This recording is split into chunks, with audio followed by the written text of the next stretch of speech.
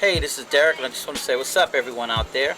Please like, share, and subscribe. I need it, I need it, I need it. Thank you, folks. I was talking to a friend from college. We went to film school together, and to my surprise, he's not even a filmmaker anymore. And that was kind of disappointing.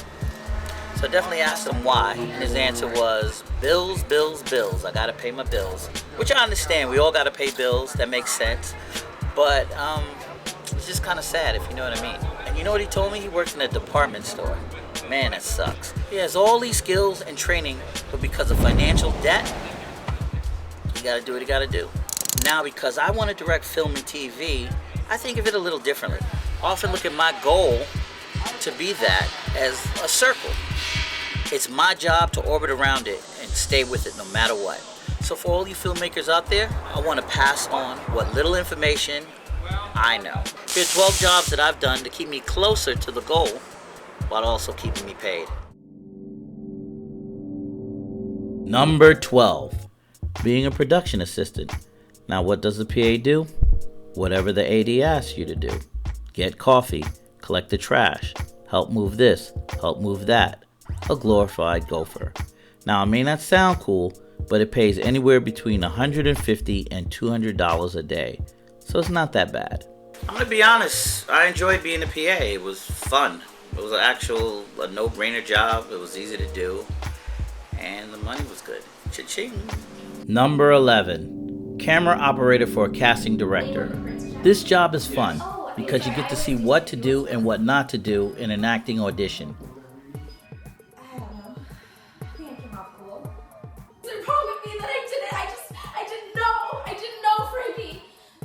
Even if you're not an actor, you get to see some great and not so great performances, which can equally be entertaining.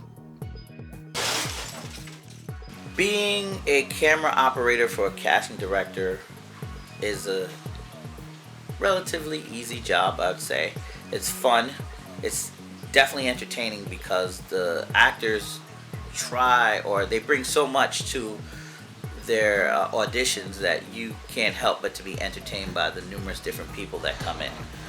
Some are extremely funny, some are serious, dramatic, but you walk away really understanding a lot of what they go through or how they're willing to push themselves so far just for the sake of this role. So you get a lot out of that. Number 10, a script reader. You read a few screenplays a week and write down a summary/coverage of what the movie is about. This allows the director the chance to know if he or she is interested in shooting the movie or not, without him or her actually having to read the script. What can I say? What can I say about being a script reader? Well, you read a lot of scripts, obviously. It could be a little stressful on the eyes or the brain or whatever, because it's like that, and you're reading like a lot of them. So that it gets a little tiring, at least for me, a little exhausting. But you learn a lot from the screenwriters, the choices they make, how they think, the things they do on the page, and not every screenwriter is the same, so they have different ways and techniques. And if you're trying to write, you learn a lot to add to your arsenal as a writer. You learn the do's and the don'ts, and you also see what the directors are interested in.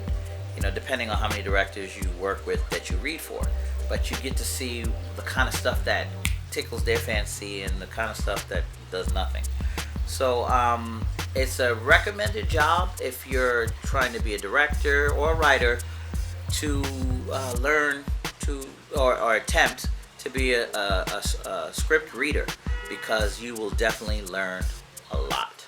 Number 9, a music video treatment writer. Well, the title is almost self-explanatory, but in short, I come up with crazy ideas for music videos, write a 1 or 2 page breakdown of what it is. Then I work with a graphic designer to create a visual layout mood board to show what the video would possibly look like. This can be a little frustrating, but okay at the same time. The reason why I say it's a little frustrating is because Usually the director has got 2, 3 jobs going on. Commercial, maybe 2 music videos or something or another. And I go, here, they give you a song, write something. You write something up. They go, oh yeah, cool. Then you kind of pull up these images and stuff and all that stuff. And you really put your heart out and you create. And you're like getting your creativity going. And you're like, bam! And then the director looks at it and goes, oh, that's cool. I'm going to change this, change that, change this. But I like this and that. So you put 100% and then maybe if you're lucky 40% or, if you're really lucky 60% of your thoughts ends up being on that paper. And, it's your job, obviously. But emotionally, it's like a roller coaster. So you can get beat up a little by that. So that's it. But other than that, it's not a bad job. It's not an amazing job, but it's not a bad job. I will say that. Number 8, a photographer. There's always someone needing a few pictures of themselves looking cool, doing some activity or another. But in a world where everyone has an iPhone, it's best to have a nice professional looking camera. The client will take you more seriously with it. Photography. Whoa. What can I say? Hey, I said it before. Everyone has an iPhone, and that is so true. But there are a lot of people who want professional-looking photos for their websites, for their headshots, whatever. And there's always there's a demand for this constantly. People are always trying to take photos for some presentation. You get a nice-looking camera. You can make a couple of bucks. $100, $200, somewhere in that range, and you snap a bunch of pictures. Now, in some cases, you're probably going to have to know Photoshop or have someone that you work with who's amazing at Photoshop to touch up the photos, because we're at that stage where everyone wants perfection. So that could be a bummer if you're only making $200 and then you gotta split what you made with this person to do that. Unless you can charge more and say, hey, the package is $500, $600, $1,000, whatever, and you split it by giving part of it to the Photoshop retoucher person. So then that could kind of work. But generally, what's fun about photography is, you just go out with the person, you have an idea, and you just click away, and you just kind of enjoy the moment with that person you're shooting. So, yeah, it's pretty cool. Number 7, BTS content creator. A behind-the-scenes content creator shoots the making of the film or video production, interviews people, and cut it down into a 5-minute advertisement piece on what the film or video is about. The fun part about this is you get to get your mini directing on. BTS content creator. That could be fun, or it is fun. BTS content creators are mini directors.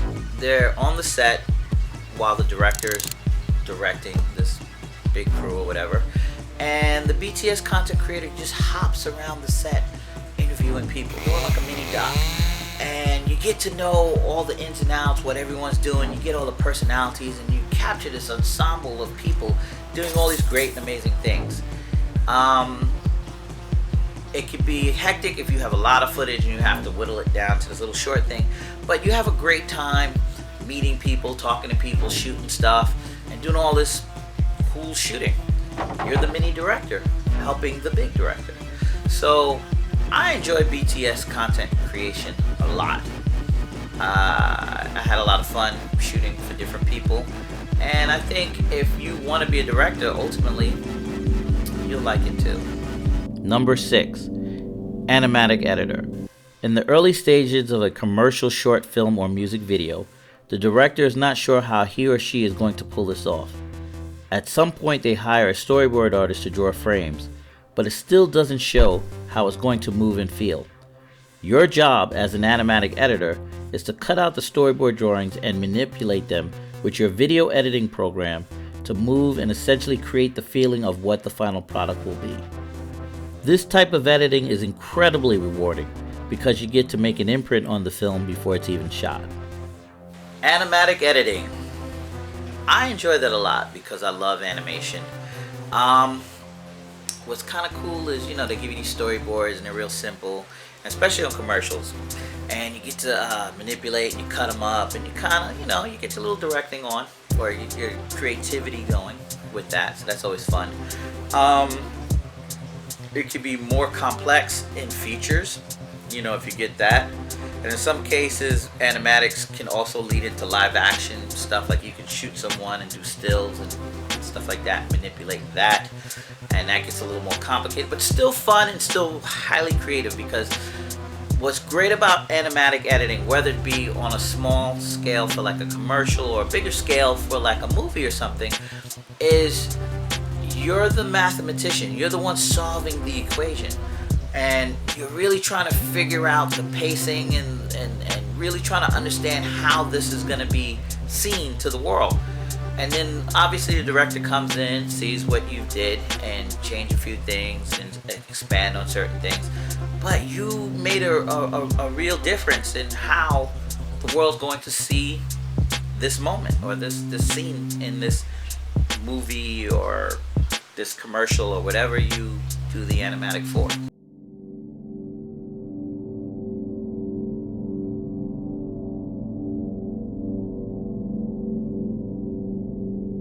That was a quick list of jobs still related to filmmaking that's out there. There's tons more. And if you're resourceful and imaginative, you can stay in the game and financially reach your goals. Watch part 2 next week. Thanks for watching.